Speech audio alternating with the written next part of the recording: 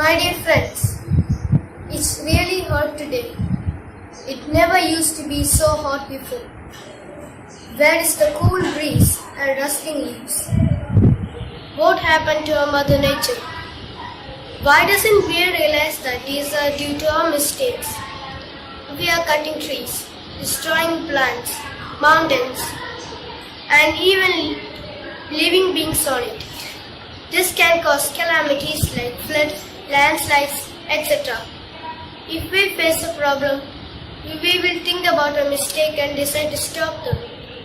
But once it is over, we will continue to destroy the nature. Remember, if we love nature, it will love us. If we harm nature, it will harm us.